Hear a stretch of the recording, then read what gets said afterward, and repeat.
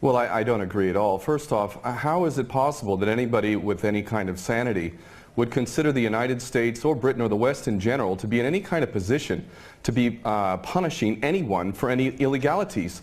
If we want to take a look at Iraq, there is at least 1 million, probably even close to 2 million dead. We invaded that country, destroyed it, created millions of orphans, millions of refugees, and never even so much as apologized for that. Let's go back to Vietnam, where we dropped 20 million bombs, more than all of World War II combined. We have destroyed so many countries. We have tortured and killed and maimed and raped around this planet. Who in the hell in their right mind would consider the United States or the West in general to be in any position to punish anybody? Never mind the obvious facts that this is a false flag attack and a long list of false flag attacks, which let's get into that, please. Well, we don't operate under international law. What we have is the color of law, the law of the jungle, in which the rich and the powerful basically determine what goes and what doesn't go. Iraq is a perfect example of that. Why isn't Tony Blair and George Bush rotting away in a prison cell for the rest of their lives? Because the law is not being applied. These are war criminals and they should be in prison for the rest of their lives, if not executed, if their own rules were adhered to for their own crimes. Not only that, but we need to really understand the truth here. First off, all of these players, these politicians, are nothing more than puppets. They don't serve the people. There is no real democracy. They really serve the rich and powerful who run the world, and that would be the bankers who control the money supply. The bankers, of course, make huge amounts of money. Whether they make bad investments or not, wars are great for them, and ultimately they control the politicians, and that is why we see these policies. Obama and Cameron are nothing more than puppets who read the script, and the script is we need another war. And the reason why we need another war, according to these psychopaths who are running the world, is because more and more people, despite the clueless masses who continue to be entranced by things so ridiculous as X Factor and American Idol, there is larger numbers of people around the world who are realizing the truth and beginning to recapture the capacity to think for themselves. And they can see that these people who are being put in positions of public trust are defying that trust and representing an agenda which they could never speak about openly, because they're nothing more than prostitutes and nothing more than minions for the powers that be. Well, the Greater Israel Project is all about destabilizing surrounding nations, ultimately in pursuit of this dream of Greater Israel, from the Euphrates down to the Nile, all the way over to the Eastern Mediterranean. This is the dream of these psychopaths, and so destabilizing governments, creating sectarian strife is all part of that menu and all part of the design to create Greater Israel. So that goes, that's self-evident. But I have to go back to what this gentleman is saying in Washington, D.C. about America not wanting to get involved, or Obama not getting involved. What are you talking about?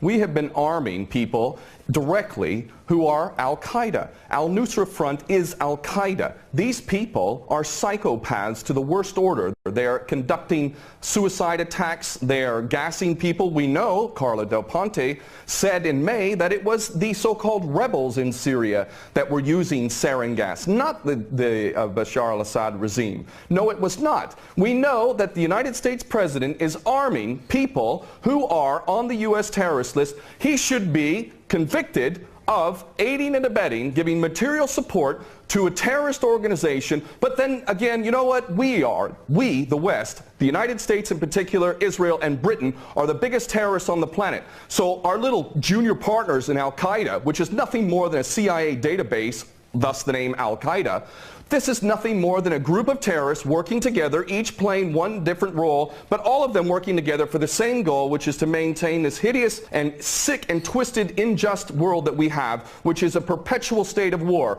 Always one illusion, one boogeyman after another. But the fact is, Obama is nothing more than a puppet war criminal, just like his predecessor and every other U.S. president before him. So please don't tell people out there that the U.S. is not involved. It's directly involved, and it is arming people who are absolute psychopaths. Because the United States has never been interested in anything. Ken O'Keefe, go ahead. Has never been interested in anything other than war. The United States is in a perpetual state of war because the bankers control the politicians, and they read the script as given to them by the banksters, and they make huge amounts of money off of this. What this gentleman is saying about the United States not wanting war, not wanting to get involved, is like Iraq 2.0. It's a repeat of the same rubbish that was said, oh, we don't want war, war is a last resort. That's absolutely untrue. It's a lie. Those that are in government are nothing more than prostitutes who are carrying out the orders of those who are in charge of them, and those that are in charge want another war. And part of that that is what we discussed earlier, the Greater Israel Project, to destabilize any Arab regime which might have any kind of autonomy and self-determination. Any regime in the Arab world that is not an absolute puppet cannot be tolerated. And who are the nations that we target? Those that are not puppets. We don't target those like the Saudi regime, which is the biggest human rights violator in that region. It's cutting off people's heads in public, cutting off hands. It is the most grotesque regime on the planet, and yet we give that regime weapons and it's no problem whatsoever.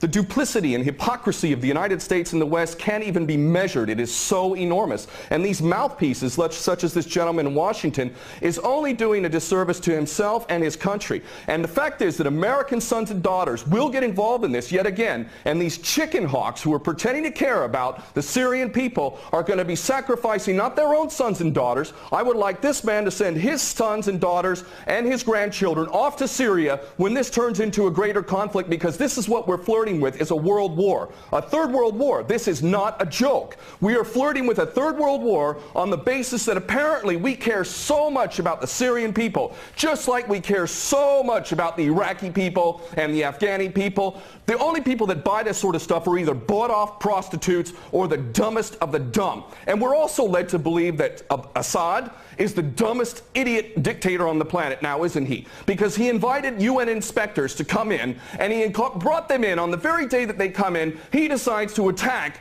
his own people 10 miles away from where the inspectors arrive. This is beyond ridiculous, and the only people that buy this, again, are bought-off prostitutes or the dumbest of the dumb. Well, there's no question that they don't intend for limited strikes, and that's not going to do anything. They want to go in full scale. That's the plan. Of course, they'll use pretext to be able to justify the initial attack, and then they'll concoct more things to justify a greater involvement. The Daily Mail reported here in the UK, and it's commonly understood to those who are paying attention, that defense contractors, leaked emails from defense contractors proved that there was already an approved plan from Obama down to give these psychopath terrorists, Al-Nusra Front, chemical weapons. We know that Al-Nusra Front, 12 individuals in Turkey were caught with 2 kilos of sarin gas. Where did they get that from? And this is, you know, clearly a false flag. We understand this to be true, and it's the only way that they could justify an attack at all. And I have to say, I'm happy that the gentleman in Washington mentioned Dempsey, General Dempsey of the Joint Chiefs, because I'll tell you what, more than anything else, it is the true American patriots, those who are sick and tired of having given up their life to basically serve the American dream, the American nation, the Constitution that they swore to uphold. It's those military men and women. It's you now. It's coming to you now. Are you a patriot or are you not? Are you going to let your nation descend even further into the chaos and corruption that has been so sick and so twisted that it's destroying American lives as well as the rest of the world, to the tune of 22 American servicemen a day who are committing suicide? Are you going to sacrifice more of your American sons and daughters for Israeli wars, for Zionist wars? Are you going to continue to do that because you are not a patriot? You are in fact aiding and abetting the terrorists you supposedly think you're fighting against. And those Americans who are waking up to this, I hope to God, in the military in particular, that you refuse your orders. And this is why the people of America who are refusing to buy this nonsense, the overwhelming majority do not support any kind of attack on Syria. And in those in the military, I know that the powers that be are very, very frightened that high-ups within the military will refuse the orders. And I hope this is exactly what happens if an attack on Syria occurs. Very well. We're going to leave it there. Thank you very much, former U.S. Marine and War veteran there, Ken O'Keefe, talking to us from London. And thank you very much from the Senior Fellow at Center for American Progress, Lauren Korb, who spoke to us from Washington.